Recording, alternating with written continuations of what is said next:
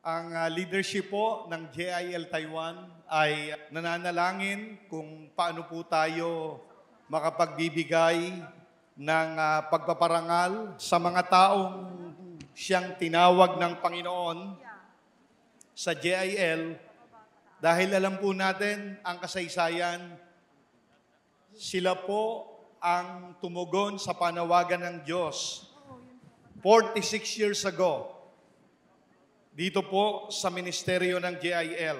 At sila rin po ang mga taong nagbigay ng pagtitiwala sa inyo pong lingkod at sa ating pong lahat na pangalagaan po natin at pangunahan ang kanyang ministeryo dito sa Taiwan.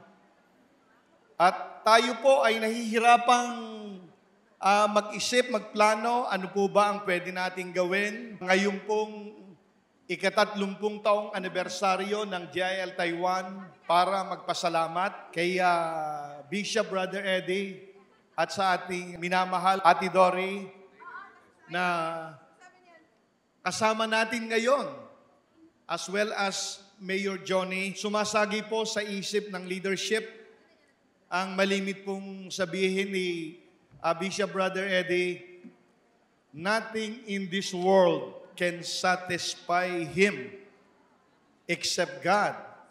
At naalala ko po ang malimit niyang sabihin tuwing nagkakaroon po ng gathering ang mga pastors ng JIL once a year sa Pastors Congress. Malimit niya pong banggitin ang katagang ito, this world has nothing to offer to me that can make me more excited than doing the will of God in my life.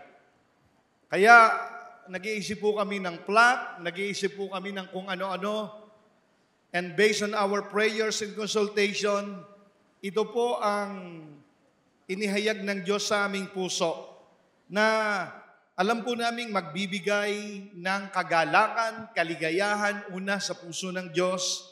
At alam ko pong magbibigay po ng kaligayahan sa puso ni Bishop Brother Eddie at ng ating pong beloved, the late Ate Dory.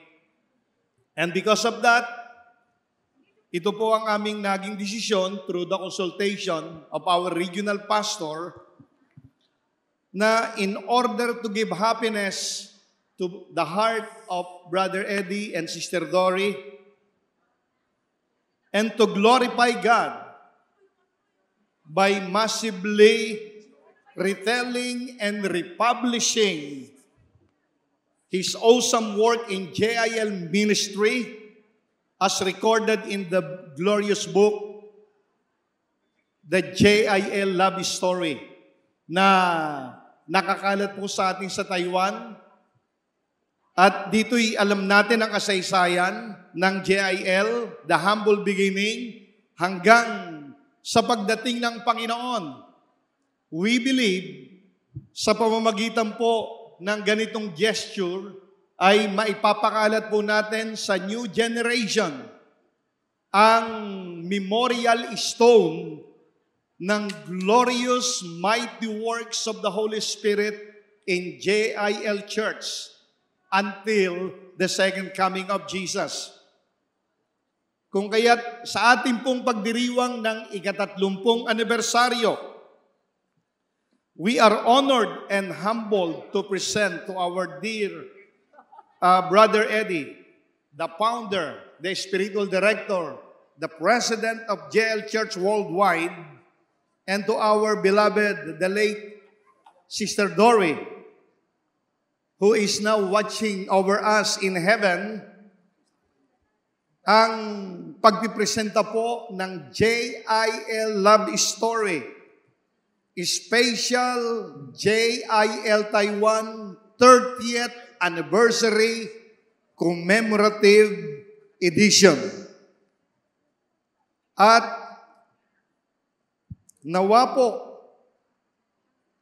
ang special commemorative edition na ito ng JIL Love Story na kasama po ang maigsing kasaysayan ng JIL Taiwan ay magsilbing inspirasyon po kay Kuya Ed at sa JL Church Worldwide na maalala po nila na meron po silang mga spiritual children dito po sa Taiwan na palagi pong nananalangin sa kanila at nakahandang sumunod sa anumang bagay na kanilang ipagagawa for the utmost glory of God.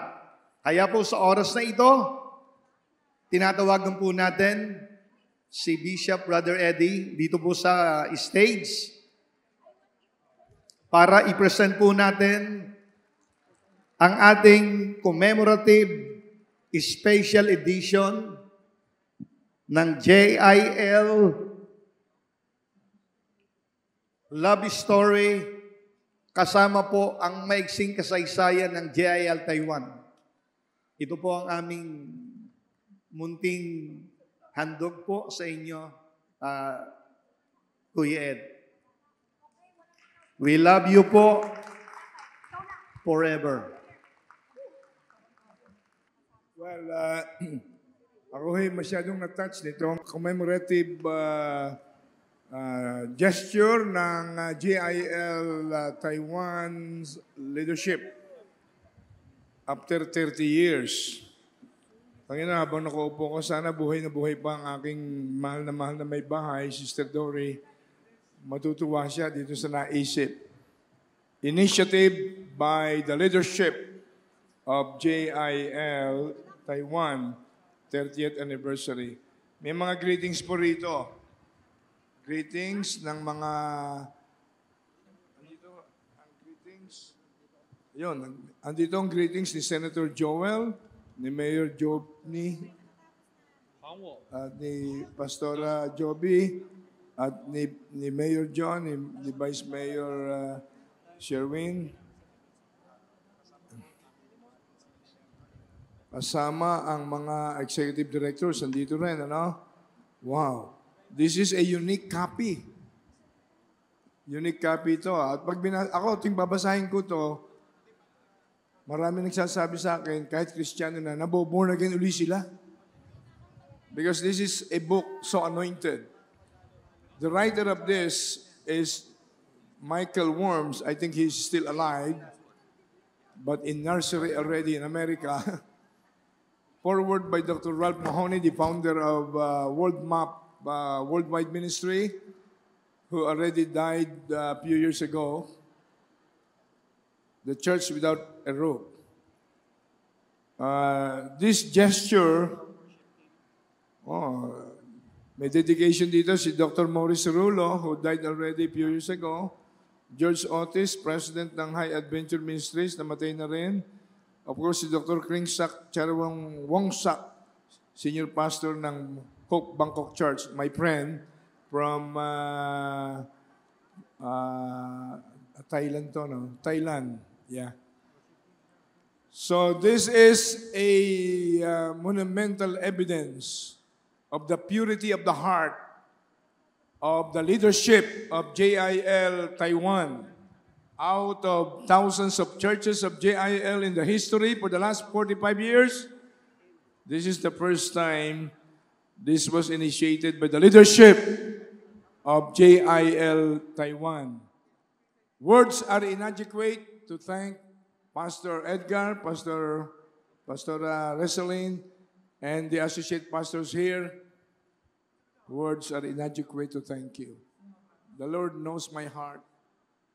This is the overwhelming evidence that the leadership of JIL Taiwan has authentic, pure heart.